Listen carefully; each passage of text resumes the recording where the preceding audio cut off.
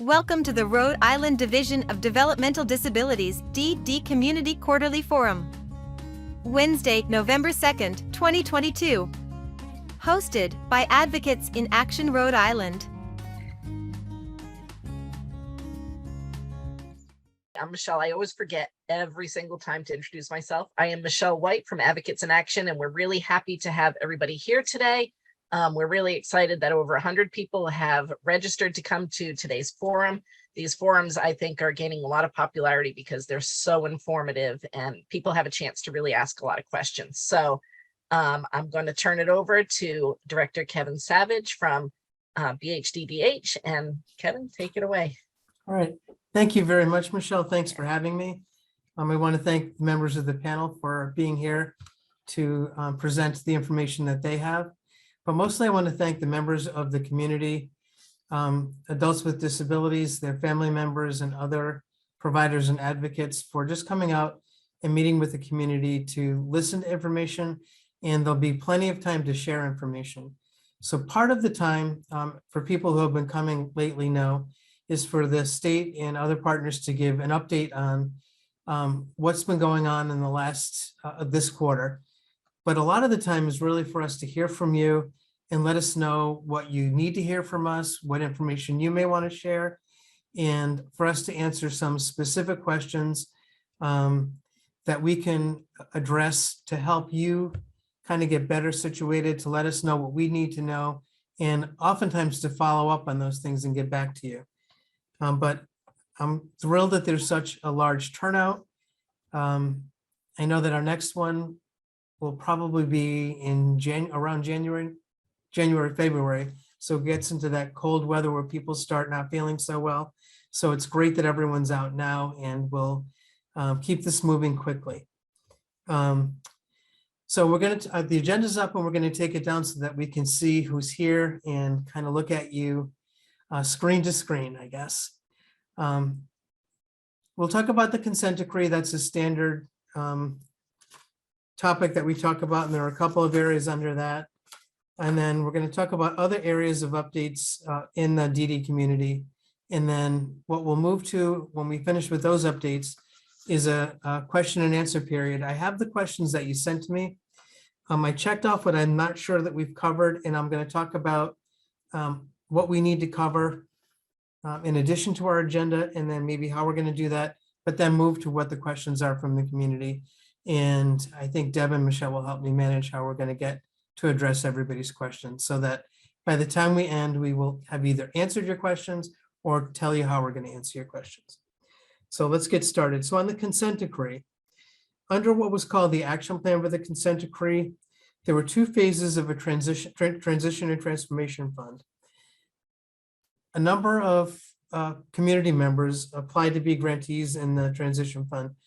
All but one of them have now been approved and are moving forward into either have received the funds or will be receiving the funds in the next payment cycle, which I think, if I say this correctly, a week from Friday. Is that correct, Heather? Yeah. And so, and then we'll work with that last provider to help them get through the process. It's not an easy process.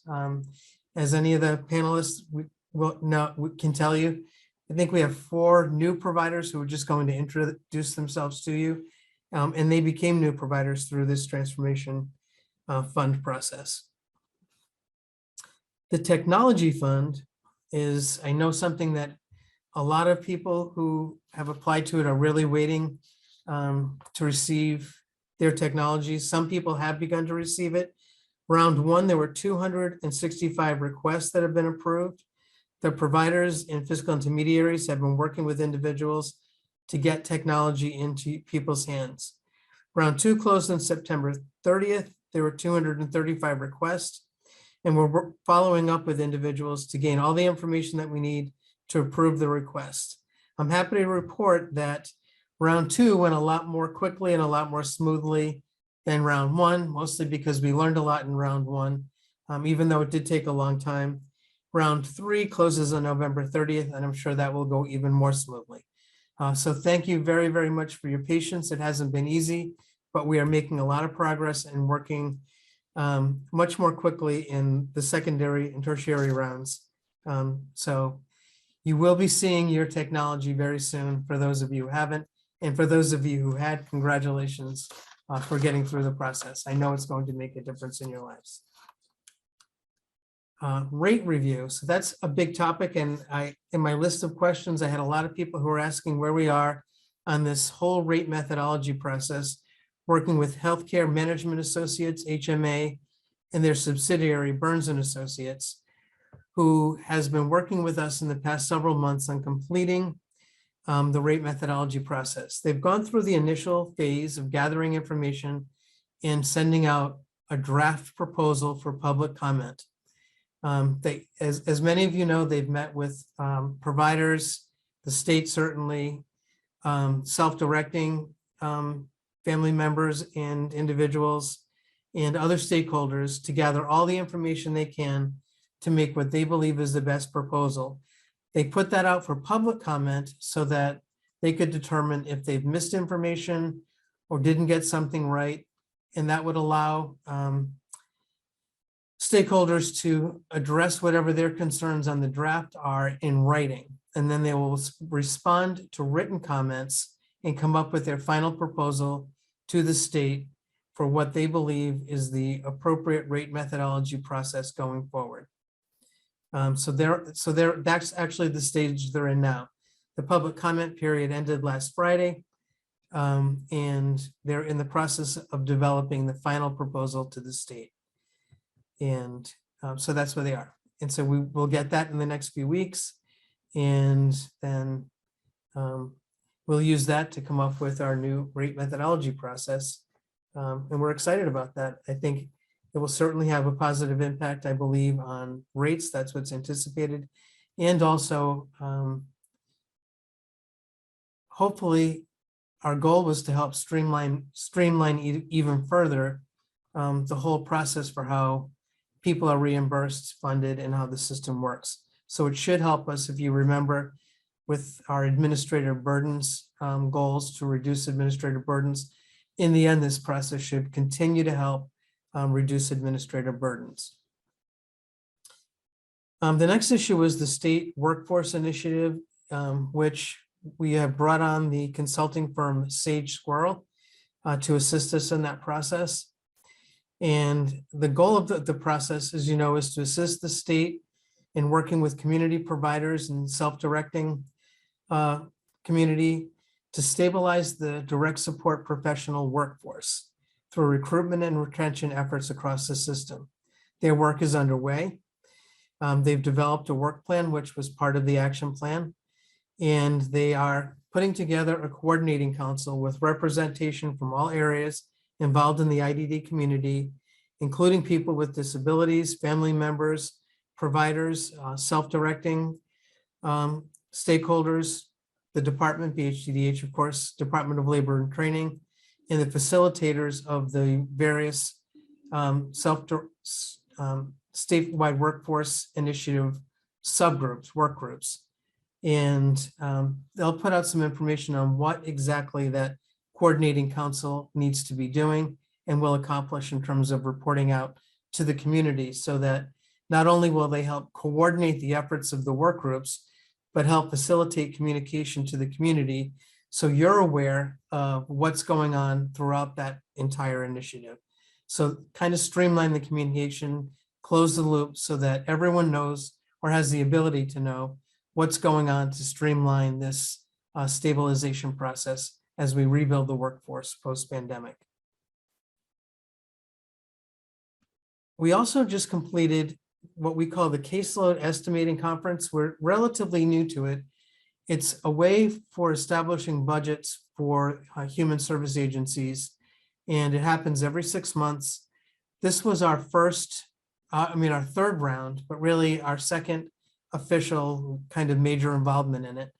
We have our whole DD team in one way or another participates in it, but we hired 2 people in the fiscal office to really take the lead in helping the department testify before the caseload estimating conference committee, and they have done an outstanding job.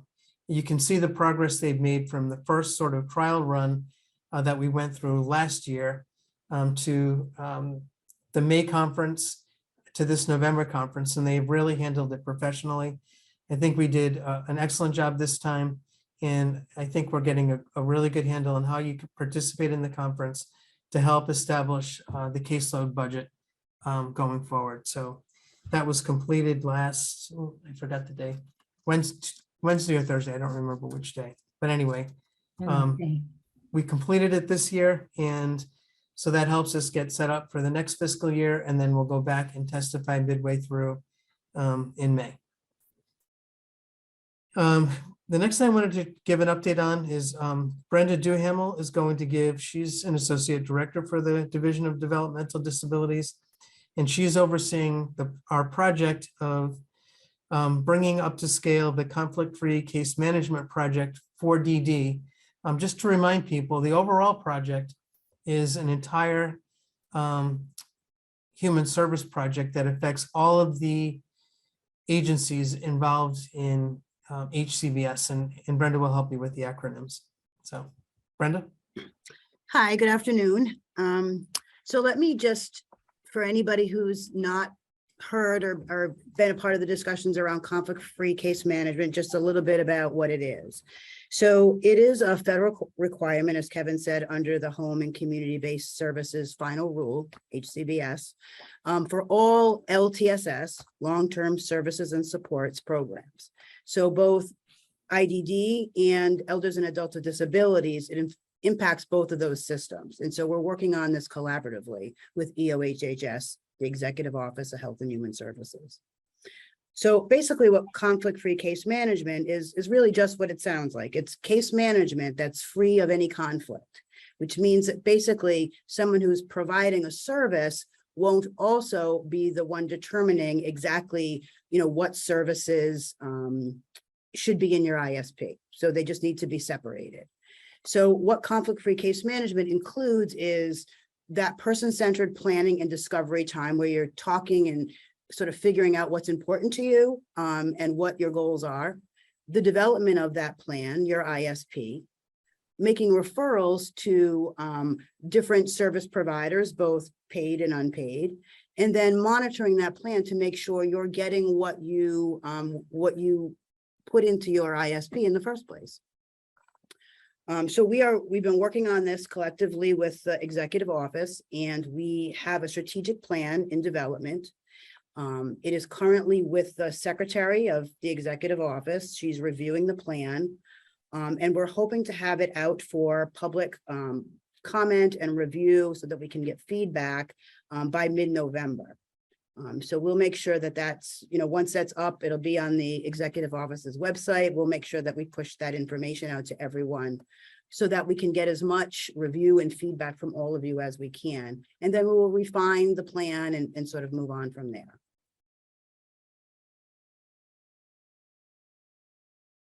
Thank you, Brenda. You're welcome. Jay McKay is going to give us an update on employment. Good afternoon, everyone. See, the last quarter we had over 20 new jobs, but that's just what I'm able to see through what's reported in THERAP and also what is submitted through the employment and earning reporting forms. Second thing I have on my list is October was National Disability Employment Awareness Month. So in recognition, BHDDH, with Kevin Savage, Director Richard Charest, and myself, we visited Michael Coyne and Sheila at their new location of Brett Whiteman Brew and heard about self-employment. Sue Baven also spoke about her self-employment program, and Sue Raposa also joined us from West Bay with 3 individuals who are employed and shared their success stories as well. So if you want to see more information on that, it's in the DD newsletter. And thanks again, Sheila, for hosting us. It was a very great event. Third thing I have is nobody is probably more excited than I am that we'll be interviewing for the admin 3 position next week. So stay tuned. So find out who's going to be leading up the employment services. And the fourth thing is the department is still continuing to have conversations with providers, individuals, and stakeholders about the employment funding that's set aside by the consent decree and see what new things we can be doing with that. So again, stay tuned for that. We'll have more information for you. That's all I have. Great, thanks, Jay. And on transition, Susan Hayward is going to give an update on youth in transition. Oops, looks like I'm muted. Oh, I'm not muted. Okay. We have some actually very exciting things to share with everyone in regard to transition. So as part of our partnership with the Department of Education and Office of Rehabilitative Services, we're participating in a transition fair to be held at Warwick Mall on November 10th from 3 to 7 p.m. This will be a really fun and informative event with over 32 vendors, both adult service providers and community resources sharing information. So there's going to be raffles and gift cards, a piano player, and general really all around good vibe. So I strongly encourage anyone in the transition years to attend. This fair, some of you may remember, was also held just before the pandemic, and it was really a smashing success, thanks to the work of their regional transition coordinators, who are Teresa Curran, Carrie Collins, and Jennifer Doucette, who are also responsible for this year's event. We've improved our communication with educators across the state, public, non-public, and charter schools in regard to participating in individualized education plan meetings. We've simplified the process, and teachers are now able to simply click on a link and complete a short document to invite us to a transition meeting. We've also developed a QR code that will quickly bring cell phone users to our transition page, which has a lot of interesting information. And I would really like to thank Cynthia Fusco, our Chief Implementation Aide, for establishing both the link and the QR code. She's an absolute whiz. On November 15th from 6:30 to 7:30, we will be having a virtual presentation for transition age youth and their families from our eligibility supervisor, Karen Lowell, and supports intensity scale supervisor, Donna Standish. So Karen and Donna will be sharing information about the application and SIS process and also answering questions.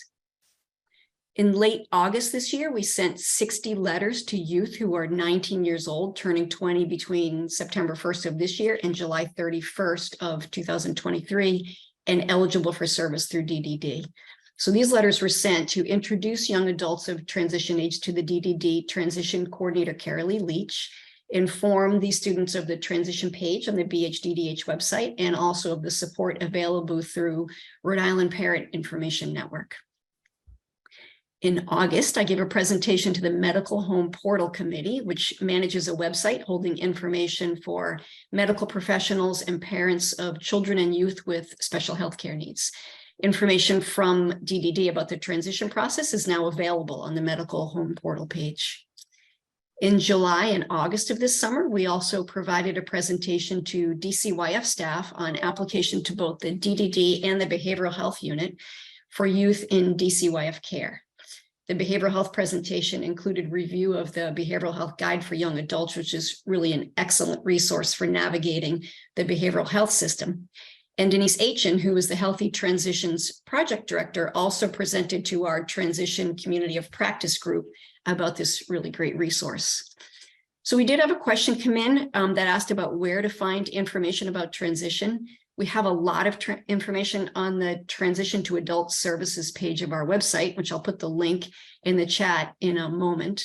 On that page, you can find information in both English and Spanish that provides a roadmap of frequently asked questions with links to information, a timeline of what to be thinking about and doing at each age of transition, information about how to apply, what happens once you're eligible, and links to local organizations like RIPEN, Rhode Island Parent Information Network, Sherlock Center, the Rhode Island Department of Education, and national organizations like the PACER Center that can be quite helpful.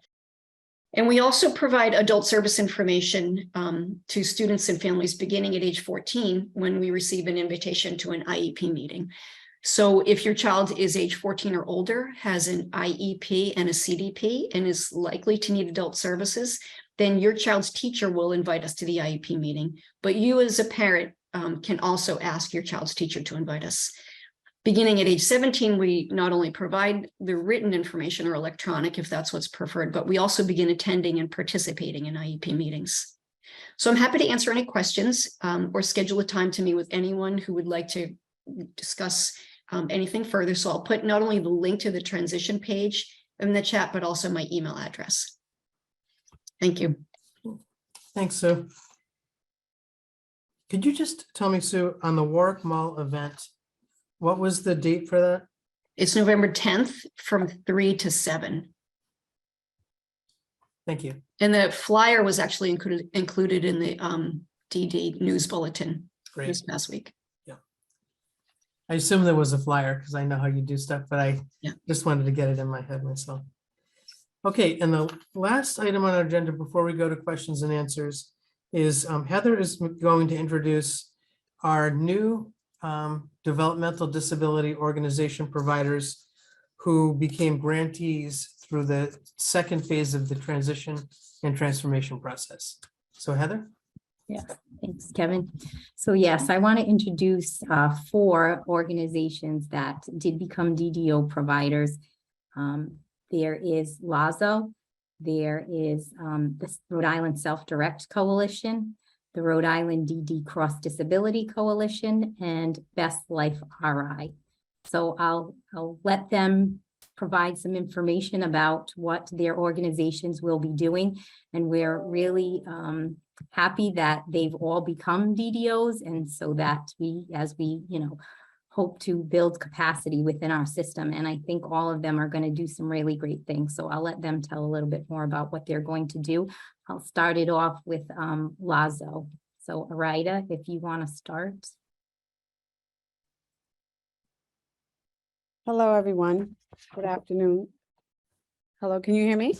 Yes. You can. Okay, hi, yes. So LASO is a community-based agency. We're very excited. Thank you so much for considering us to be awarded the transformation funds, which will help us to continue the work that we do. We work very close with the entire state, but our focus as well as the whole state is the marginalized communities, low-income communities, non-English speaking communities, the deaf and hard of hearing community.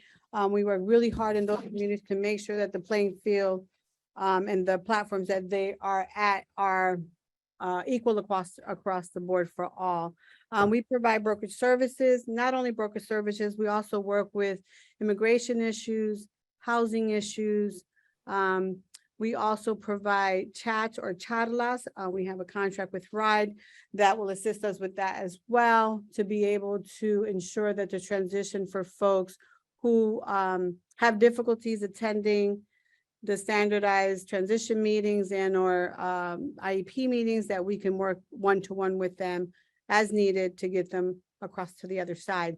We're really excited about the employment part, helping folks find employment in their communities so that they don't have to travel throughout the state to find their perfect job. We do that as well. We do a lot of translation. We do a lot of interpreting.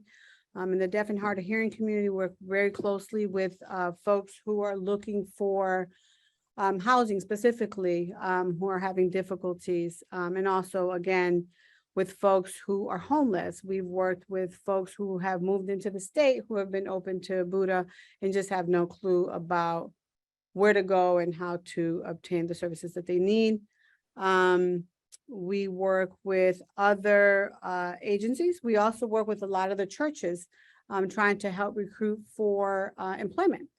We also help with hiring staff for the clients that we service. And we've been very successful in doing that. And so I'm really excited to share that having this grant will allow us to continue to do even better work in that field. As of now, we don't have issues, but I can see it coming as we begin to grow. I think in our statement, when we applied, we said we would like to be at, in the 2 years, over 250 clients. We're close to 200, servicing 200. We also work closely with ORS and do some services for them and working on the barriers to employment, which is also very important for families and clients that we work with. And that's it. And everything and anything else people need from us, we'll try to help with. So that's us in a nutshell. Okay, thank you, Orida. You're welcome. Next, I'll ask Sheila Coyne from the Rhode Island Self-Direct Coalition. If you could just give us a. Thank you, Heather. Thank- First, I want to say thank you. Like Orida said, this is a great opportunity for us new guys to come into the system and help change. I am Michael Coyne's mom. That's how most of you know me. We own Red, White, and Brew Coffee House and the Budding Violet. But last year, with my dear friend Claudia Lowe, she and I founded the Rhode Island Self-Direct Coalition with the primary idea to help and support families and individuals that use self-direct services, kind of give a starting place, some information, resources for people in that transition group that Sue Hayward spoke about. It's, as we all remember, there's like that cliff when you go from school services where everything's kind of clear and written out to the adult system where things get much more murky, confusing. The language is different. The BHDDH, what does that even stand for? So that's our primary goal, to assist in bridging that gap. We also are going to have a, well, like Heather alluded to, this is brand new and we're just about to get funding. So we haven't started this yet, but we are going to have a DSP training program to help people that self-direct tap into DSPs that come with some core competencies, that have some idea of what it's like to work with all of us, and then have, hopefully, as it grows, a pool of individuals for individuals and families to tap into who need DSP support. So that's an exciting part of our program and we can't wait. Our website has just gone live for anyone. It's risdc.org. We are looking for ideas people have. We don't know all the problems in the system. So this is truly going to be a grassroots organization where we all come together and figure out where are our gaps and how can we close them. We're going to be an employment hub. As you know, we have Red, White, and Brew, which has been successful. We've worked with transition classes in the state and some individuals through RRS, and we give just some basic work skills, some, you know, how would you do an interview? The biggest thing that individuals walk away with is a little bit of confidence going on to a new job. So that's fun. I think I've hit all the big highlights. And again, we're just excited to get started. And I'm hoping the website works when you click the button because it's brand new and Claudia and I built it. So we're excited. I can't wait to work with everyone here. And we're always looking for good ideas and how to improve the system, and just call us. Thank you. Thanks, Sheila. So the next entity that I'll ask to speak is Best Life RI with Susan Raposo. Hi, everyone. Thank you so much for asking me to come and talk about Best Life today. I appreciate it. And thank you for, you know, licensing us and funding us. It's exciting. You know, Best Life, the vision started for me probably a couple of years ago. I was meeting younger families and people, and they really, you know, were really talking about different things, and the visions for their future were very different than what's available. So I started to think about how, you know, what could we do that's different? I went on a few learning journeys to Vermont, New Jersey, Connecticut, and met with, you know, a bunch of different people. And I started to think like, we could do this. I started to have conversation with anyone who wanted to listen. Probably 20 people on here know that, which is great. So I found another person who shared the vision with me. So eventually we'll be partners. Last year, the conversation really turned into kind of more serious and more focused And then we established an advisory committee, which some members are on this call, which I love. I'm, super proud to say. We revised several versions of the mission, vision, values, services, and ultimately we became a licensed DDO, which is super exciting. So the Best Life RI mission is to provide innovative, customized life supports to people on the journey towards their best life. Our vision is to really listen deeply to people and to really figure out how to just help them to get to their best life, what it is and what does it look like. To promote all aspects, all of the people in a person's life, family, chosen allies, community members, people they might work with, people they know, to bring the circle together to really figure out, again, how do people navigate towards their best life and what does that look like. We'll support individually people with exploration of their community of their choice to become productive citizens, to secure meaningful employment, and deliver on what people imagine their lives to be. A best life can be achieved in kind of surprising and unplanned ways. So we're going to strive to support people to really balance all aspects of their life. And what does that look like? People be supported to live, work, and play. I love that statement. Anyone who knows me, I say it all the time. People will live, work, and play with whom they choose, where they choose, and how they choose. A core piece of Best Life RI's foundational viewpoint will be the 5 valued experiences. That's actually, it was created by John O'Brien and Connie Lyle O'Brien. It emphasizes the importance of belonging, being respected, sharing ordinary places, contributing, and choosing. So we're excited about that too. We're really going to kind of just give people an opportunity to kind of think about things a little differently. Best Life will support Rhode Islanders with individualized life supports, including support for housing options, employment, daily life skills, financial planning, community integration, relationship building, and family support for future planning. Supported people will meet with a Best Life RI representative and provide information about their interests and goals. And then they will have an opportunity to interview a Best Life RI advisor. They'll have, that advisor will have expertise in the area that they're interested in pursuing in their lives. The people will have, supported people will be able to include their allies of their choosing in the interview process, and either individually or with support from their chosen team will then determine who will be the best fit in helping them to achieve their goals. We've actually been working with a couple of people already, which has been awesome. One woman, she and her family came to me and said, hey, could you be our representative with, housing opportunities? And I've been able to do that and help them navigate that process. So it's been really cool. Another woman, she came to me, she's already all set with a job and she's pretty comfortable with that, but she'd like to be connected to her community in various ways. And she could also use some extra staff on some different days. So I was able to connect her with a couple of people who have similar interests as her. And we've been able to connect her with a couple of crochet groups, which was something that was important to her. So thank you so much. Again, I'm excited. It's going to be a little bit of a slow rollout for us. I'll get there.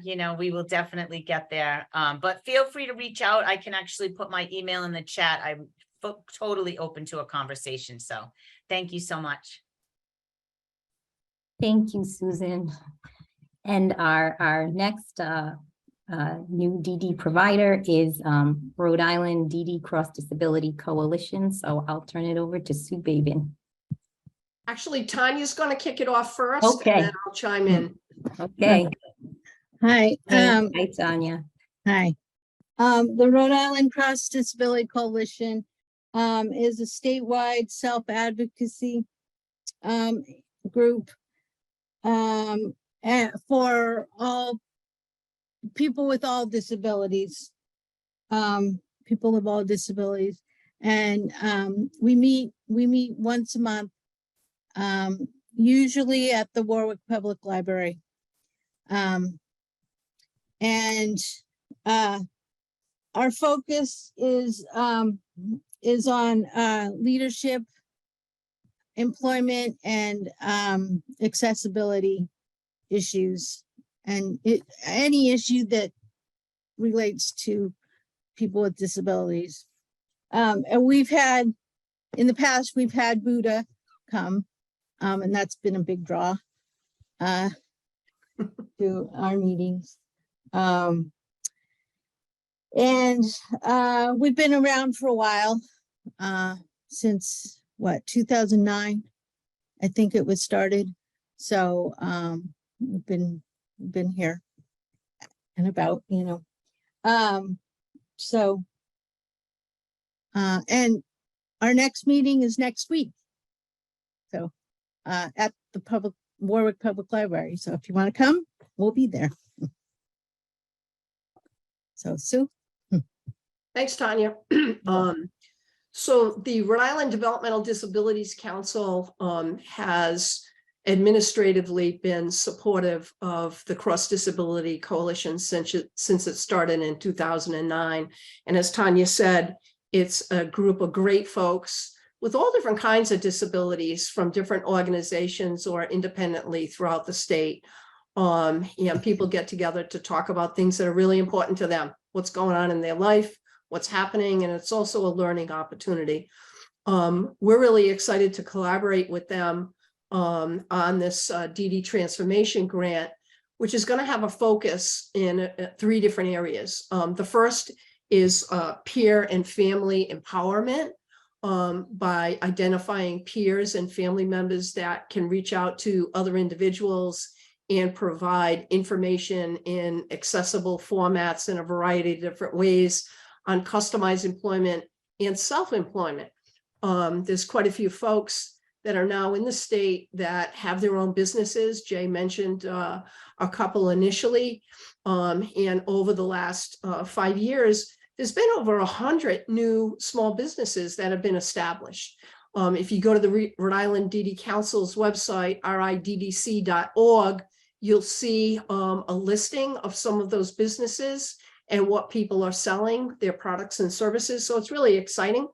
The second area has to do with workforce development, specifically professional development for staff in community agencies. And we're going to be working with, and we've already started with Doug Crandall on teaching staff different ways to approach businesses in the community on employer engagement and to focus in on talking about economic development. When you go out and talk to a business, you want to talk on terms that they understand, not use human service terms. And so Doug teaches a really cool way for people to be able to go out in small teams and meet with the business and find out, what are your workforce needs? You know, if you had some more money, what would you do? And to come back and think about, brainstorm some ways that we might be able to help that organization out, that business out. Could it be a business within a business? Could it be an opportunity for an individual to have an internship? Could it be an opportunity for somebody to have a job? That's the second area of focus. And the third area of focus is actually on employer engagement. I should have said initially, we have a number of partners with this project. The LAZO is one, Self-Direct Coalition, the Secretary of State's office, Skills for Rhode Island's Future. There's a whole bunch of organizations that we're partnering together on this initiative. And with the employer engagement, with the Secretary of State's office, if you are a new business in Rhode Island, you have to register with the Secretary of State's office. Every new business has to do that. And you also have to submit, and excuse me, my puppy is crying and I'm not sure why, because she wants attention. And you also have to file an annual report with the Secretary of State's office. So we have the Secretary of State's office interested in creating a 3-part diversity, equity, and inclusion series for all new employers in the state of Rhode Island that will do at least 2 or 3 times a year. So that's really an awesome opportunity to get new small businesses learning about the benefits of diversity and inclusion within their workforce. So we're really, really happy to be able to be doing that. We're also going to be working with some chambers of commerce and reaching out to partners that typically aren't associated with the DD human service system. So technically, the whole focus is on employer involvement and engagement with the outcome of increased job opportunities or small businesses for people with disabilities and better economic futures for people with disabilities and their families. You can reach out to Tanya or myself. Tanya, throw your email address in the chat and I'll throw mine in there as well. And we really look forward to getting some statewide visibility and involving as many people as possible in some of the work that we're doing. Now, and I should say there's a fourth area, which for such a small state, and I say this all the time, when good things happen, we don't seem to know about it. When bad things happen, we find out really quick, right? Everybody knows when something bad happens. Look, if anybody was listening to the talk shows today on the radio, wow, they were blowing things out on the air about a couple of things. Sue was listening. I see you shaking your head. Different things that are happening. So one thing that we're going to be doing is convening all of the people who received the DD transformation grant from phase 1 as well as phase 2 to meet on a quarterly basis. And we're going to kick that off the first week of December to just for people to share, what are you doing? What are you doing with your project? What is the goal? What are the aspects of it? And maybe figure out some ways that people could collaborate better together and to identify what are the roadblocks or the challenges that folks are running into, because we built some resources in the project to be able to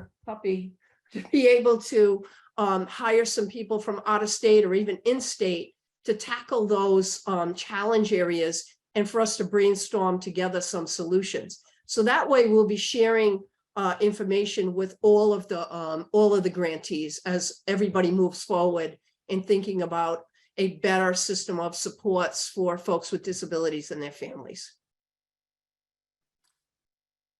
Thanks, Sue. All right, thank So I'm just going to remind people here, because I reported on this when we first announced the transition funds, but that convening of all of the grantees together was a requirement of the transition phase 2 for participating in being a grantee. So people will send a reminder out, need to participate in that.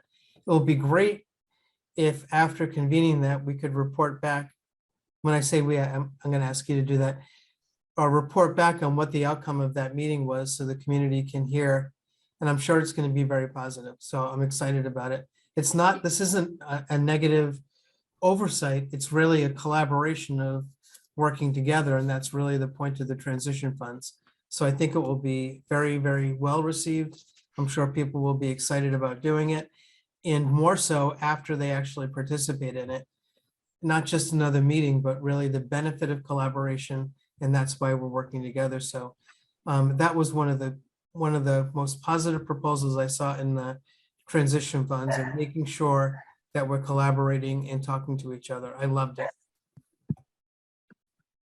And another piece of that, Kevin, is we're going to be creating a quarterly newsletter on what everybody is doing. So that could get tacked onto your newsletter, and using both Nathan Markley and Tina Pedersen to develop some podcasts with respect to the various projects that people have on DD transformation, to also spread the word about the variety of different great things that are going to be happening through different entities in the state. Yeah, that's great. That's great information. And just different ways of communicating, because some people read newsletters, but what other ways of people receiving information? So podcasts are another way. I have never listened to one, but there are people who do. I'll certainly listen to this one. But, it's just a way people communicate and receive information in different ways. So diversifying how we communicate is a way of reaching more people. So thanks. I just want to jump in quickly and say thank you to everyone who shared. It's very exciting to hear what you're doing. I'm happy that we'll be building more capacity, some different capacity too within our system. So there are really great things going on and happening. We were very lucky to get this funding for Transformation 1 phase and Transformation 2. But I think great things are going to happen with it. So thank you. Thank you for coming today and presenting. I second that. I'm just going to go through. I always like to acknowledge that people who took the time to write questions in, I think we covered a number of the questions and a number of the reasons people attend the forum, but there are a couple of specific ones. Oh, my computer went out. That I wanted to just acknowledge and then see if I'm answering what you're asking. One is, it says CIS information on how individual budgets are decided. What we're moving toward through the rate methodology process is getting toward, and this was an issue in the administrative barriers, getting toward actual individual budgets, which isn't something that the CIS actually creates. It creates an authorization process to determine how much funding should be authorized, but that's not technically an individual budget process. So we're still working on getting toward that. So I think if the question, so that we're not being technical about the terms we're using, is how do your individual authorizations get determined through the CIS process? There's an assessment process that I'm assuming, I don't know who's asking this, so I don't want to make assumptions that you've been through the CIS. This could be a youth in transition who hasn't had a CIS yet, I don't know. But the CIS is an assessment that determines your level of need, what services you need, and looks at what type of living arrangement you have, and comes up with what authorizations you need, and assigns essentially a funding level for it to meet those service needs. That's it in a nutshell. There certainly are more details. I will tell you that next, is it January of 23, the CIS is being modified and overhauled, and it will actually look at more details of your whole life in ways that it isn't right now. So, and then that will take some time to implement. So there are changes coming to the CIS, broadening how it looks at a person's life needs in a different, and I think much more comprehensive way than it does now. So there are changes coming to that. If the person who asked that question is on the call and you have a follow-up question, or if anybody does, please feel free to just ask me if that's not what you were looking for.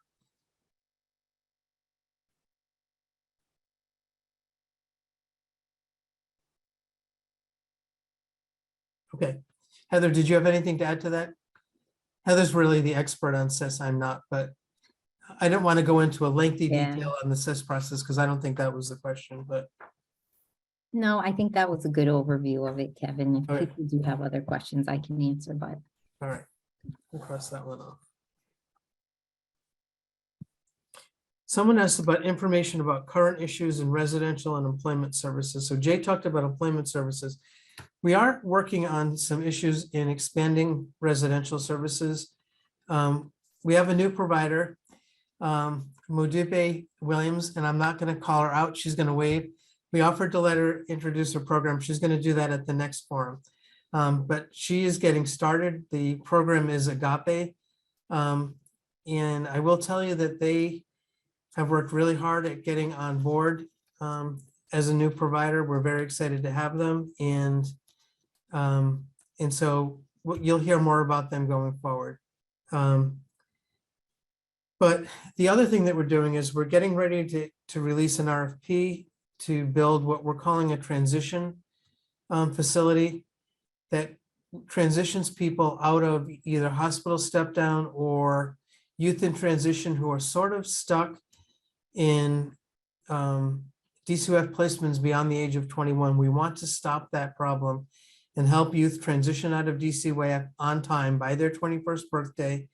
And then for that provider to be able to build capacity that doesn't exist in the system, and where it does exist, work with providers to get them placed. But when there isn't a placement, to build that capacity in the system and for that to be their work. In that way, we are stopping this issue of backing people up in hospitals or backing up these DCUF group home, high-level DCUF group home placements, which creates a backlog in their hospital system, Bradley primarily, or not allowing younger kids who need to get into the group homes and have been waiting to get into those group homes because we're taking up the beds. So it's a way of sort of resolving that problem. There'll be more to come on it, but I just wanted you to let you know that's coming in the next few weeks.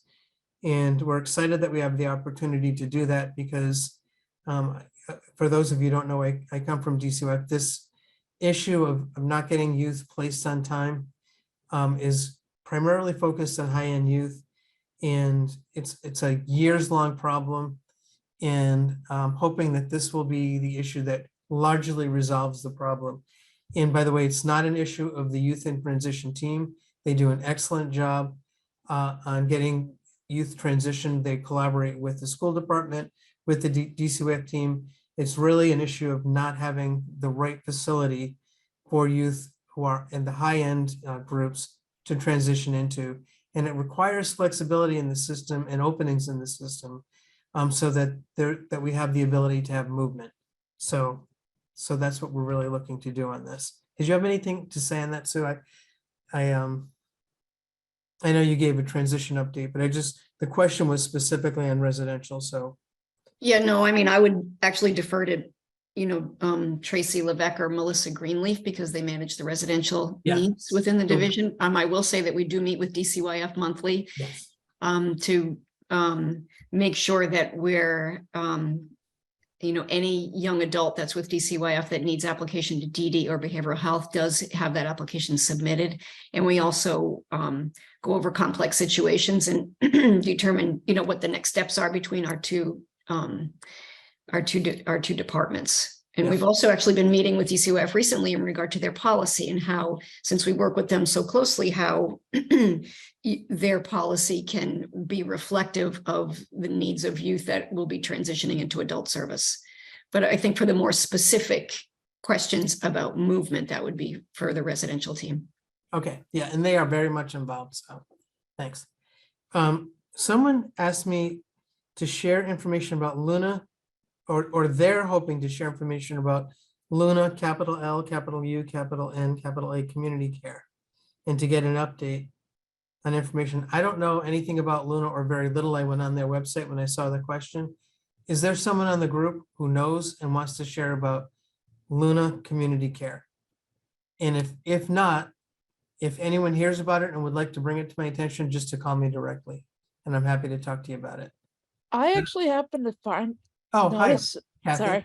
Yeah, no, thank you. That's what I was looking for.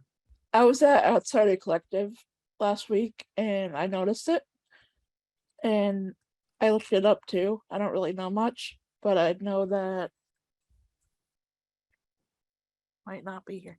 It's like a support group Okay, for neurodivergent and people with disabilities. so I noticed that it was in the village in Pawtucket. Yeah. Because I had seen the flyer and I asked them about it.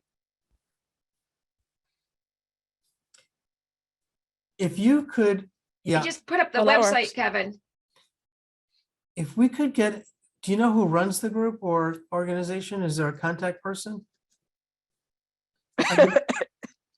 I couldn't find like the contact name. I went online, but I couldn't see like who it is that I reach out to bring them into the meeting. It's Yeah, Casey let's- Gallagher. Let me see. Who is it? Casey Gallagher. Or I'll reach out to Casey Gallagher and maybe have Casey come to one of our meetings and talk to this group about it. Does that work for everybody? Do people think that would be helpful? Or do they just want a flyer to go out in a mailing or something? I think it would be helpful. Okay. All It right. I'll might do be that. good to know more about them too before, maybe you want them to come or maybe find out more about who they are and then Yeah, base it from I'll there. reach out to Casey Gallagher. That's really what I was looking for. All right, thank you. And I've been to Outsider Collective with Kathy for the Art in the Dark. Yeah. Yeah, that was fun. Good. Okay. Really fun. So we have indeed. people with experience, so that's good. So, all right, positive information. We could Yeah. put something in the DD News, Kevin, if you want. Well, let's talk to Casey first and then. Yeah, and go from there. But yeah, we could do that. Are you looking for questions that people are putting into the, putting in there right now, Kevin? Or are you still going over the ones you got? You're muted. SI and SSDI. And we kind of started working on this. I think what we need to do in this, I can tell you briefly. But I think what people are looking for largely is how having a job impacts your SSI and your SSDI funding. And I think that we really need an expert from the Social Security office to assist us with that. And the second question was, how do you get SSDI? There are a couple of different ways to get SSDI. One is you can get it through like a parent or guardian's funding if you qualify under that, or your own funding if you have enough of a work history. But the details of it are not something that I feel qualified to explain. SSI is completely based on the combination of your disability and your own income level. So, and it, of course, comes with Medicaid. So, I think in terms of, I'm looking at Sheila. Sheila, you probably know this inside and out from your experiences, but I think it's the details and the laws surrounding SSI and SSDI are complex. So we should have somebody from the Social Security office explain the complexities, who have the legal background to be able to do it, in fairness to whoever the people are. And there may be a lot of people on the call who could benefit from that. So. Yes, Kevin, I think that we should probably set something up, and it's not even a one and done kind of a conversation. Yeah. It's one of those things where you hear it 4, 5, 6 times, you pick up something else that you didn't catch before, it didn't apply before. Yeah. So I think it's good if we could find somebody that could really go. In my past life, I dealt with it pretty extensively. So I know details on how it works with certain populations, but I think because of the DD population, I think that we really want to have an expert. We may just want to have a workshop or a class for people who want to go just on this issue and not make it a 5-minute presentation at this forum. So, I think a workshop sounds fabulous. I don't know what Okay. everybody else thinks, but right, Kathy? Hands up, right? All the information we can get. Yeah, right. That's right. So I think the benefit of just bringing it up here is, I think what we probably learned today is this is complex, and we might want a workshop that can invite parents and people with disabilities to get a better handle on how SSI and SSDI work together or against each other. And sometimes against even being employed. And that's what you really want to figure out. Is it a disincentive to employment? So let's talk about all those things, and we can do it as a workshop. All right. Kevin, can I just share something since we're Yeah. on talking about SSI? So the Social Security Administration has developed this People Facing Barriers campaign. I don't know if people are aware of it. LASSO has collaborated with them to become one of the people in the community who will be a referral source for them. So we met with them. They gave us some training, and this is for people who are not on SSI, who are having difficulties, or those barriers have become overwhelming, especially those kids who are transitioning from 18 now to adulthood, who need to apply for SSI and haven't been able to, being on the phone for 3 and 4 hours, people not calling back, not getting appointments on time. So the purpose of the referral is that they would call us, so we would get all their information. It's a very basic form, and we're connected with one liaison who represents all of Rhode Island, some of Massachusetts, and some of Connecticut. So even if we have folks moving into the state from those 2 other states, we would then contact that liaison, send the referral, and they will call us for an appointment for them, 1, and 2, they will walk them through the process until it gets to the medical team before a decision is made. So this is a new campaign. The folks from Providence were the ones that trained us. I think West Bay has also become an agency that's collaborating with them. And so I think it's a really good thing, especially for folks in transition, going from 18 to adulthood and applying right after that. So if anybody has any questions, or they think that they would like to also be part of this collaborative effort, feel free to reach out to me. I think it's an amazing thing. I think it's good because people are on the phone for Oh, 3 yeah. hours. Sometimes they won't even get an answer back. So I just wanted to share. Thank you. Thank you very much. That's You're helpful. I think, so that's helpful in terms of getting benefits. I think this question is about, once you have the benefits, how do they interact with each other and with, if you get a job, what happens then? How does that impact SSI? How does it impact SSDI? Absolutely. But I'm sure people have the same issue, question that you brought up. So a workshop, we could have sections that deal with all of the issues. So that's great. Thank you. You're welcome.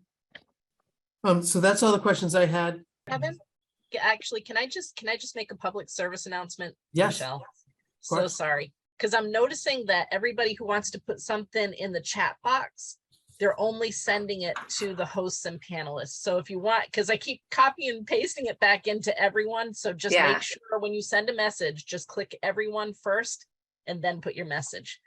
That's all. Thank you.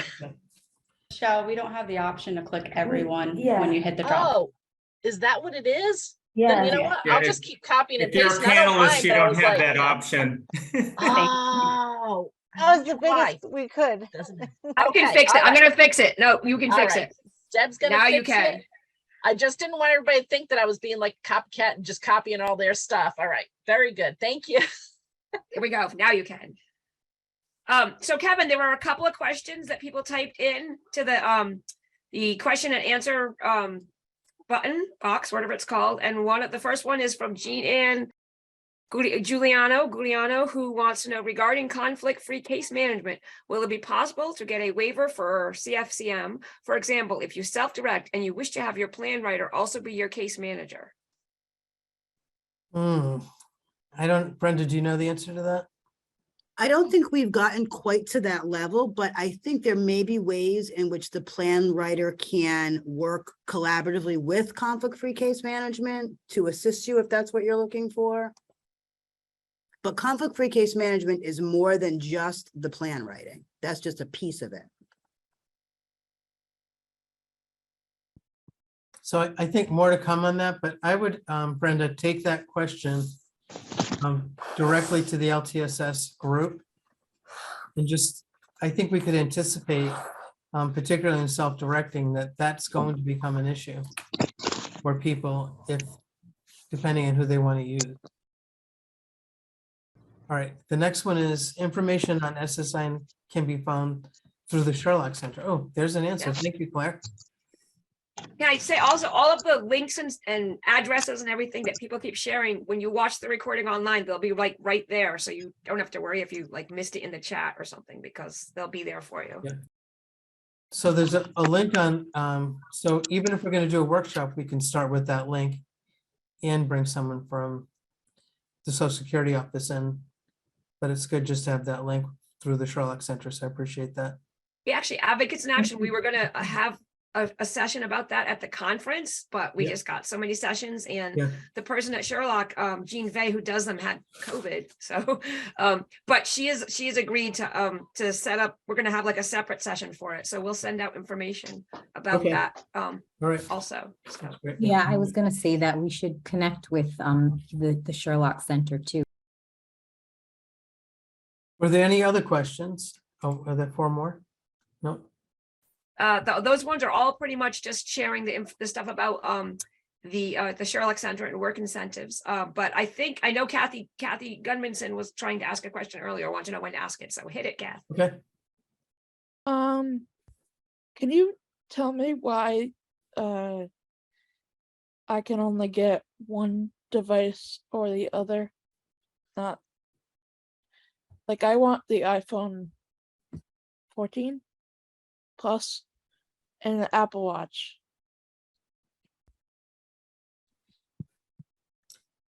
Do you want me to answer? Yeah, so, well, if you want to answer, you can.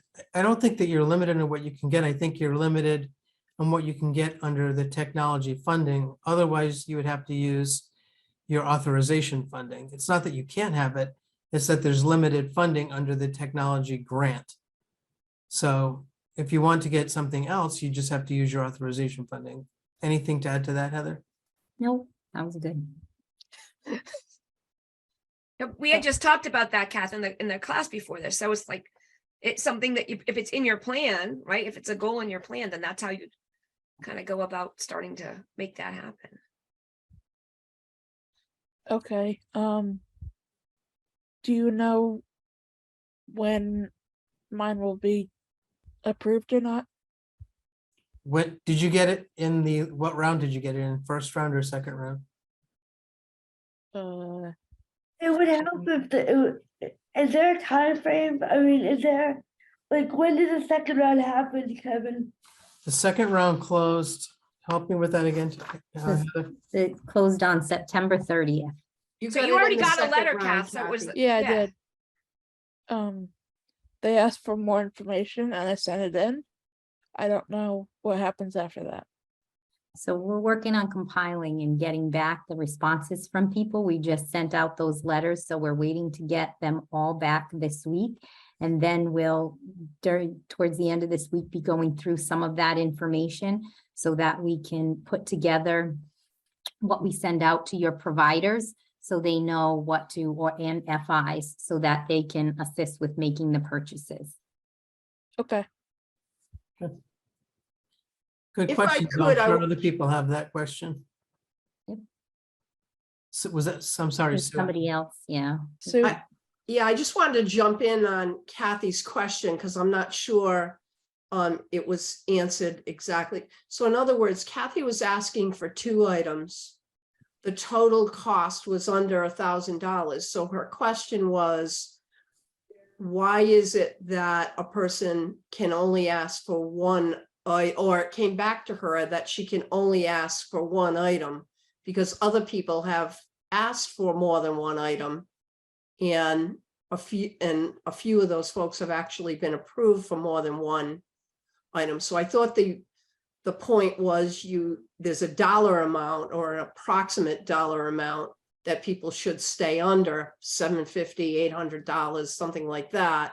That would be okay. So I think that's what, is that right, Kathy, what your question is? You had requested 2 different things and they both totaled under 800? I think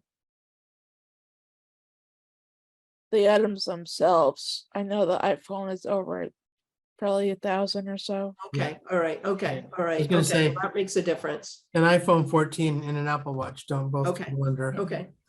Yeah. So, okay. But And thanks. I for just want to clarifying. say, and it is less than 1,000 too, Sue. So I just want to correct that. too. Okay. All right.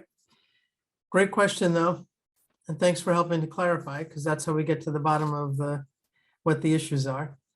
Any other questions? Kevin, with conflict-free case management and the new providers, do you see any kind of conflict possible with that, with supports and any conflicts? No, I don't think so. I think, support brokerage is a service. And so that's somewhat different than conflict-free case management. Part of someone's plan might be to get support brokerage. Mhm. So they're separate. This is also being live streamed on Facebook. So if anybody on Facebook has any questions, you can, I believe there's a place to type them in on Facebook and we can read them. Well, while she's doing that, I have a very important announcement today. This is the final week of the daylight savings time. So it'll end on Sunday at midnight. So I just want to point out that during Saturday night, before you go to bed, don't forget to set your clocks back an hour. It's really important. We'll have a whole extra hour of sleeping time. And I hope you can all remember that. Thank you. Thanks, Michael. The good news is I'm on vacation, so I get an extra hour of vacation. Wow, that's really nice. And what do you think of my handwriting? Yeah, that's good. Looks great. Thanks. Yeah.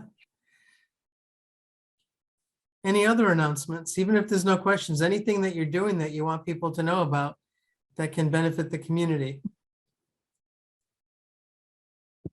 I do. All right, Kathy. I am a nature photographer and I was the event photographer for Art in the Dark, and I got paid for it, and I sold 4 pictures and some pictures and sleeves too. Wow, great, good for you. Do you have a Thank you. website, Kath? Don't you have a website? No, I have What's the other Facebook. thing you sent me that's not a website? The thing with all your On pictures? here? It's just your Just Google. We have a Facebook. Facebook Drive. page. Well, congratulations, that's great. What were the pictures of?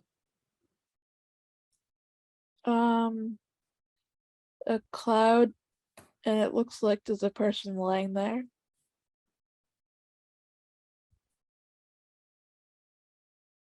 There was a moon with saying, just like the moon, we all go through phases. Oh, excellent. I don't remember what the other 2 are. No, that's great though. Yeah, thanks for sharing that. You're welcome. So I have an announcement. Okay, So Andrew McQuaid and I, and through the Sherlock Center, will be coming out with a podcast called Disability News You Can Use. And you can expect it probably this month. Cool. That's excellent. awesome, Dan. That's great. Wherever you get your podcast, you should be able to get it. So Nice. I encourage everybody to listen. Rory, Carmody put in the chat to remind everybody to vote on. Yeah, me. that's So great. an Thank you. announcement. And where did she go, Dee? Can we see the baby? That's an announcement. Oh, Angelo is here, and he is going to come your way in a minute. This is the most important announcement of the whole meeting, Kevin. Who is this? Angelo. Oh, okay, all right. That's Thank Crystal's baby. Okay, I got it. I have an announcement for a staff person for the state. It's a contracted employee. For those of you who know what goes on in the consent decree, we finally have on board just in the last couple of weeks, a new consent decree coordinator that, yeah, a long time in coming. Is Maria on the call? I just told her today about the meeting, so I don't know if she was able to join or not. I'm looking to see, does anyone see her? So her name is Maria Abregu Bonaparte. And she has a legal background. She speaks Spanish. Extremely intelligent person who I am really confident will just do a great job with this. She has great leadership skills, and so she is going to be meeting with all the people she needs to be meeting with and getting to know the stakeholders, and will help drive this whole process home for 2024. So we're very excited. I think as people get to know her and meet her, you'll be thrilled with who she is, and excited about the job that she's going to be able to do. So she's beginning the process this week of meeting with all of the stakeholders and pulling together her game plan for driving home the consent decree on time. But yeah, we're very excited about that.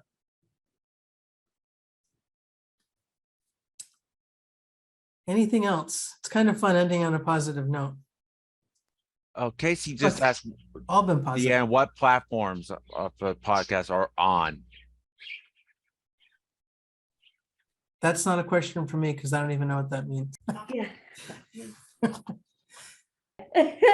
I just wrote it, but it's wherever you get your podcast, whether it's Spotify, Apple, Amazon, wherever you get your podcast. And I'm sure Sherlock will do that also, but we'll put information on our website, on the Advocates in Action website, so you can, know the name and what to look for. Yeah, and more information will be coming out to kind of get people excited. So. Okay, anything else?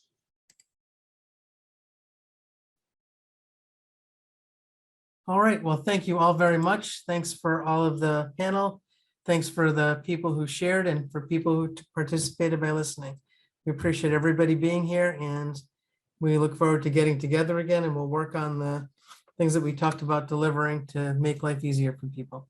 So take care. Thank you. Bye-bye. Contact the Division of Developmental Disabilities. Phone 401-462-3421. Para dejar un mensaje en español, 401-462-3014. Email bhddh.askdd@bhddh.ri.gov. You can watch this recording again and find out more about the topics that were discussed at www.advocatesinaction.org/DD Community Forums. Produced by Advocates in Action Rhode Island, 2022. Remember, nothing about us without us.